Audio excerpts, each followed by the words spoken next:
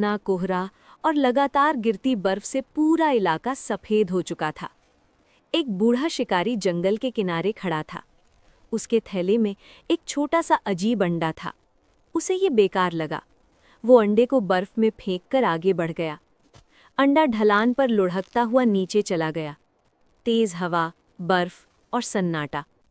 थोड़ी दूर जाकर अंडा एक उजड़े हुए लकड़ी के घर से टकराया। अंदर एक औरत आग जलाने की कोशिश कर रही थी।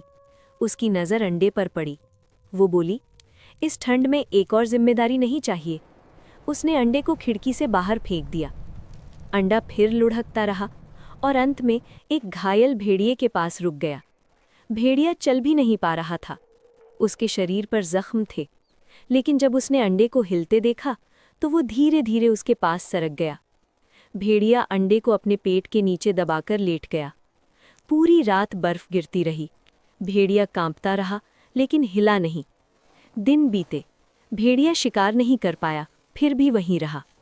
जब सर्दी खत्म हुई और बर्फ पिघली, अंडा टूट गया। उसमें से एक छोटा सा आग जैसा चमकता जीव निकला। न पूरी तरह जानवर, न पक्षी। भेड़िया उसे देखकर गुर्राया नहीं, बस चुपचाप बैठ गया। समय के साथ वो जीव बड़ा होने लगा। उसकी गर्मी से भेड़िए के घाव भरने लगे। एक दिन जंगल में इंसानों का झुंड आया। उन्होंने उस चमकते जीव को देख लिया।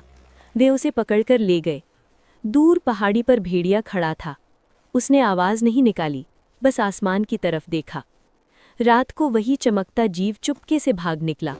वो सीधे उसी जगह आया जहाँ किसी ने उसे पहली बार ठंड से बचाया था। भेड़िया और वो जीव फिर साथ बैठ गए। ना कोहरा और लगातार गिरती बर्फ से पूरा इलाका सफेद हो चुका था। एक बूढ़ा शिकारी जंगल के किनारे खड़ा था। उसके थैले में एक छोटा सा अजीब अंडा था। उसे ये बेकार लगा। वो अंडे को बर्फ में फेंककर आगे बढ़ गया। अंडा ढलान पर लुढ़कता हुआ नीचे चला गया। तेज हवा, बर्फ और सन्नाटा। थोड़ी दूर जाकर अंडा एक उजड़े हुए लकड़ी के घर से टकराया। अंदर एक औरत आग जलाने की कोशिश कर रही थी। उसकी नज़र अंडे पर पड़ी। वो बोली, इस ठंड में एक और जिम्मेदारी नहीं चाहिए। उसने अंडे को खिड़की से बाहर फेंक दिया। अंडा फिर लुढ़कता रहा और अंत में एक घायल भेड़िए के पास रुक गया।